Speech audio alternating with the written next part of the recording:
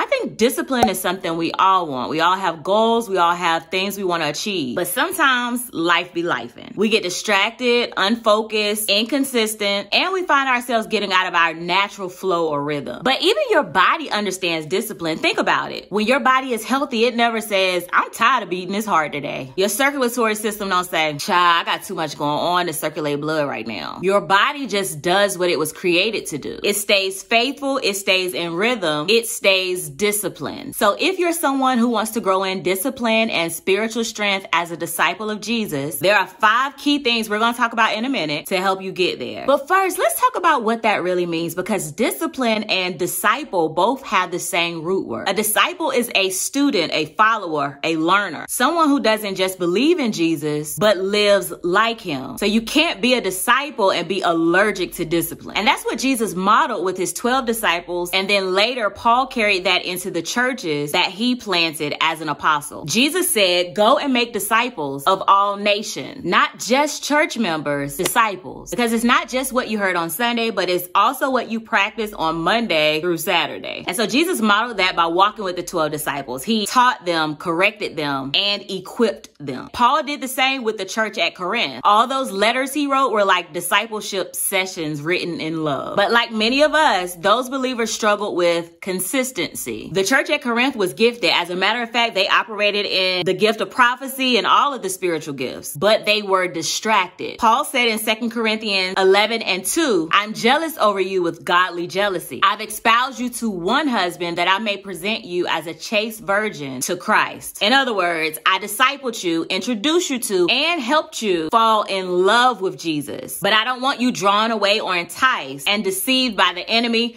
kind of like how the serpent was able to deceive Eve with another wisdom. So today that deception could be false teaching on social media. Or if you're looking inward, it could also be a false prophet on the inside of you ministering, making you believe that it's your own thoughts, because all of that is still equated with deception. And when he's saying that I may present you as a chaste virgin to Christ, he's saying that I may present you with purity, as someone who is loyal in their focus and devotion to God. That's why Paul compared it to marriage and not casual dating. Because you know how when you dating, you can talk to multiple people because you looking, you searching, right? But marriage is a commitment where you stop searching. So that's what Paul meant. You're not just dating Jesus and seeing him from time to time anymore. The espousal means consistency, commitment, covenant. There is no longer a breach in the relationship. Remember when you first loved somebody, you couldn't wait to talk to them. Y'all would fall asleep on the phone together. Nothing got in the way of the conversation. That's the same dedication and closeness that Paul is saying we should have with Christ. Because when your relationship is consistent, your rhythm flows naturally. There's oneness, there's alignment. You can't be consistent with something you're not committed to. So how do we stay aligned? How do we grow from hearing the word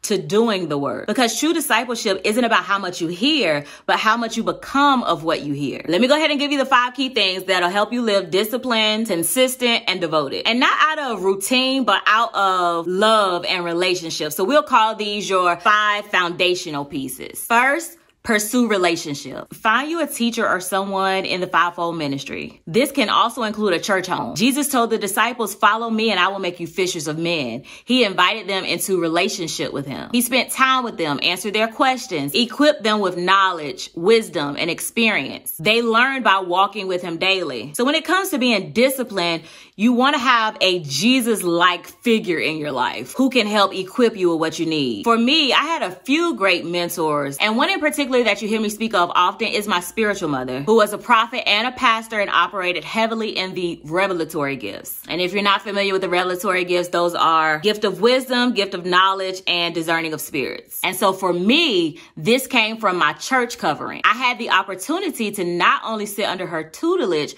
but to also watch her for 40 years of my life. And one of the things that really stood out was that she was very dedicated to what she believed. And so she told me, as the Lord reveals things to me, point people back to Christ and be dedicated to what you actually believe. I also was able to see what she did when trials came and how she was able to teach teach in a way where I consider a good teacher when they know how to teach to any type of student. Because you know how you got some teachers that are always going to teach this one way. And so basically, if you don't learn that way, you're not going to be able to grasp the basics or the foundation of what they're talking about, because that's not the way you learn. But then you have those teachers where they take note of how you learn. And so she knew I was a visual learner. To me, that's relationship, because what's the purpose of having a teacher if you don't understand or relate to what the teacher is teaching? But yeah, I was able to see firsthand what a woman of God should look like and how I ought to respond in love, strength, and humility. I can't recommend this enough. If you are someone who wants to grow in discipline, find someone who is capable of discipling you in the same way Jesus discipled the 12. And if you don't know who to go to, because my situation was a little different, I actually grew up under that ministry from the time I was around age 3. Pray for direction to find them. Look for someone who is spiritually more mature than you and has the characteristics of Christ. If they're local, you can even ask them if you can go out to eat. If they're online, you can send them a DM or an email to see if they'd be willing to mentor or disciple you and teach you how to grow as a woman of God. Second, find what I like to call your faith family, or at best a scripture partner, because you shouldn't grow in isolation. Jesus said, where 2 or 3 are gathered in my name, I am there also. And Paul wrote, we are many members but one body. Discipline flourishes in community, because as crazy as it seems for us introverts, you can't love God without loving people. So loving your brothers and sisters teaches accountability, because we all need somebody to lean on me. Even the disciples had each other through persecution. So once you find a mentor, then I suggest that you also find other like-minded people who also want to be closer to God. Or if you are trying to grow in ministry, then find like-minded people who are wanting to connect in that area. Just find you some focused folks. The third, what do I call this, foundation pillar? The third thing, train yourself. James said, be doers of the word, not hearers only. So every time you come against your own flesh, and every time you forgive, even when nothing in you wants to, that's your inner man training, because you are responsible for exercising the things that you hear. It's easy for someone to be like, yeah, I love Jesus, girl. But it's training when you love Jesus and do what he says. All right, so next, establish a rhythm. Luke 5 verse 16 says, Jesus often withdrew to pray. And Psalm 1 says, blessed is the man who meditates on the word day and night. So Jesus made it a habit of separating himself from everybody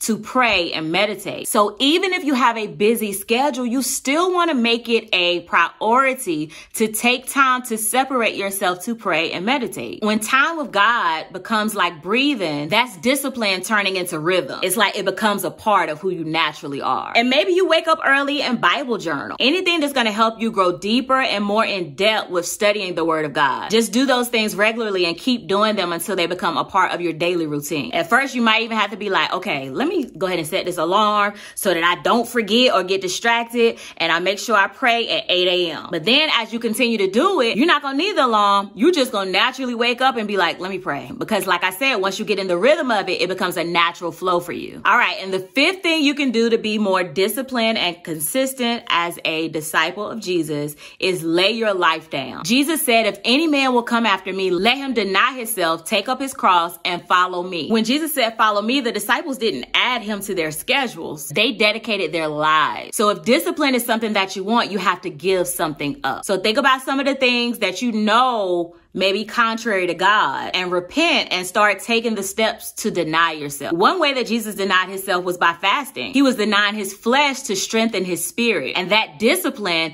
prepared him to overcome temptation and do God's will. You have the same authority through Christ because you've chosen to live submitted to him. Jesus's lifestyle was the model. Then later, Paul lived this. He was beaten, he was misunderstood and persecuted, yet still consistent. In 1 Corinthians 9:27, he said, I discipline my body and bring it under subjection. He was in alignment and agreeing with what Jesus already did. That was his training, and it should also be ours. So if you're someone who wants more discipline in your life, I highly recommend these 5 foundational pieces, which are to pursue relationship, find your faith family, train spiritually, establish a rhythm, and lay your life down. And like I said, if you find something as you're continuing to grow that does not look like God, you repent, and keep moving forward. Just like your body doesn't stop circulating blood, don't let your faith and discipline stop flowing or circulating. Keep your rhythm, stay aligned, and keep loving. Because just like your physical body disciplines itself, the body of Christ must stay disciplined to remain healthy. So if this message spoke to you, type "trained by God" in the comments. And if you're new to your walk with Christ, download my free guide below on the first steps you should take as a new believer. It'll also help you with staying spiritually consistent. All right, so keep being a disciple, and soon you'll be discipling others, just like Jesus said and did. Remember, you have authority through Christ. Stay rooted, stay grounded, and always stay subscribed to Jesus. I'm Latoya Nicole. I love you, and we'll talk soon.